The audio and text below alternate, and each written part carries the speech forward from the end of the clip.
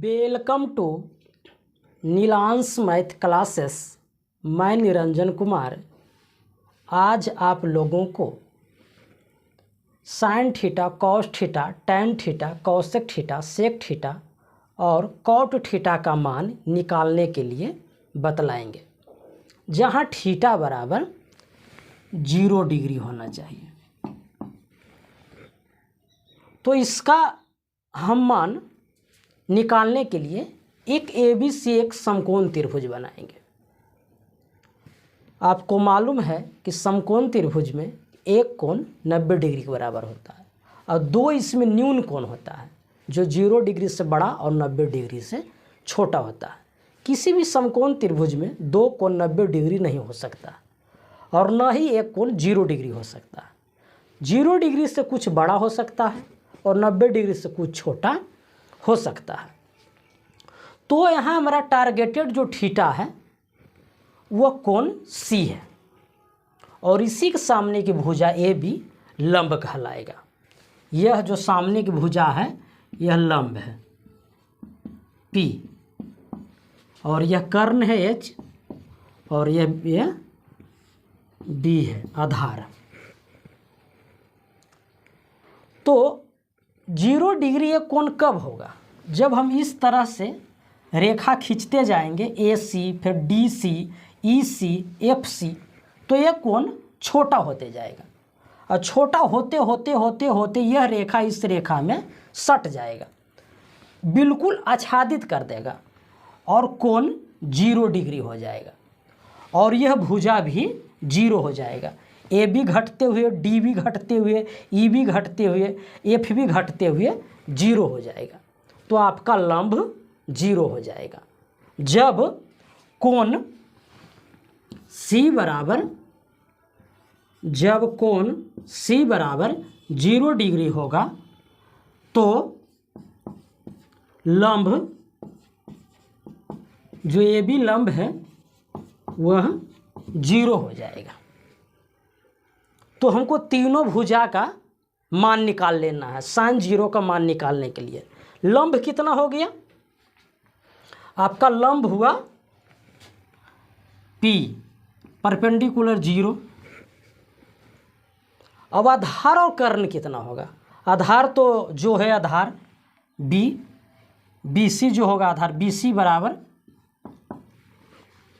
B होगा और कर्ण जो FC AC जो कभी DC में बदला फिर EC में बदला फिर FC में बदला, वह बदलते हुए इस रेखा पर आच्छादित हो जाएगा और यहाँ आ जाएगा FC। तो कर्ण आधार के बराबर हो जाएगा। तो FC बराबर तो BC बराबर H, दोनों भुजा बराबर हो जाएगा। लंब हमें मालूम हो गया, कर्ण मालूम हो गया, आधार मालूम हो गया। कर्ण और आधार बराबर होगा। अब हमें साइन 0 का मान निकालेंगे। इसका क्या होता है? लंब बटा कर्ण। लंब कितना है? 0 बटा H। 0 में किसी भी संख्या से भाग देंगे तो वह 0।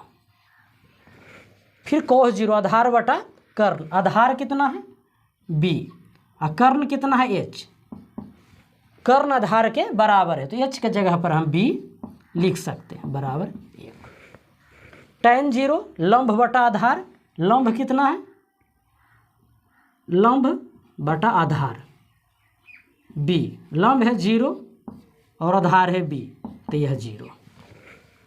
फिर यहाँ तीनों त्रिकोणमितीय निष्पत्तियाँ का मान हम नहीं निकालेंगे क्योंकि कौशिक 0 साइन 0 का गुणात्मक प्रतिलोम है, सेक 0 कोस 0 का गुणात्मक प्रतिलोम है और tan 0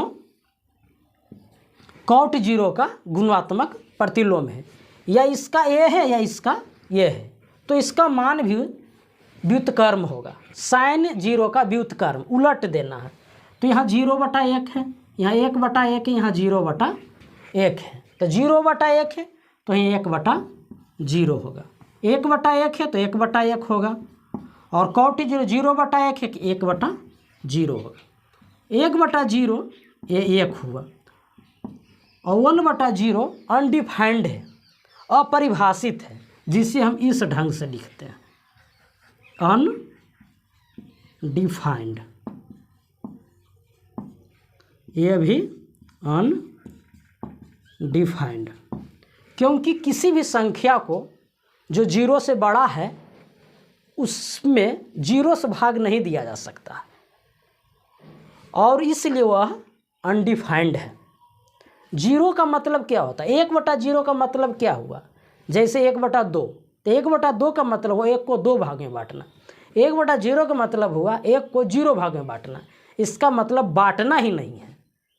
तो जब बांटना ही नहीं है तो बांटने का चर्चा क्यों हो रहा है? तो इसका मतलब है 1/0 अनडिफाइंड है। हमें आशा ही नहीं पूर्ण विश्वास है कि आपको sin 0 का मान निकालने के लिए समझ में आ गया होगा। यह रटने वाली चीज़ नहीं है, इसे समझना है कि यहाँ लंब 0 कैसे हो गया। थीटा 0 हुआ इसलिए लंब 0 हो गया, और कर्ण और आधार बराबर कैसे हो गया? क्योंकि जब लंब 0 हो गया तो कर्ण आधार पर आकर आच्छादित हो गया, इसलिए कर्ण और आधार दोनों बराबर हो गया। और जब तीनों भुजा हमें मालूम है तो कोई भी त्रिकोणमितीय निष्पत्तियां का मान निकाला जा सकता है। इस तरह से आप sin 0, cos 0, tan 0, cosec 0, sec 0 और cot 0 का मान निकालना सीख चुके होंगे। अगर आपको यह वीडियो, आपको यह समझाने का तरीका पसंद आया होगा तो लाइक करें। अगर आप सुझाव देना चाहते हैं तो कमेंट करें, और इस तरह के वीडियो अपने मित्र, अपने संबंधी और अपने चाहने वाले तक पहुंचाना चाहते हैं तो वीडियो को शेयर कर दें, और अभी तक चैनल को सब्सक्राइब नहीं किए हैं तो चैनल को सब्सक्राइब कर दें, ताकि इस तरह का वीडियो का नोटिफिकेशन सबसे पहले आपके पास पहुँचे। इसी के साथ इस वीडियो को अंत करेंगे। तमाम व्यूअर जो हमारे वीडियो को लगातार व्यू कर रहे हैं, सबों को नीलांश मैथ क्लासेस के तरफ से धन्यवाद।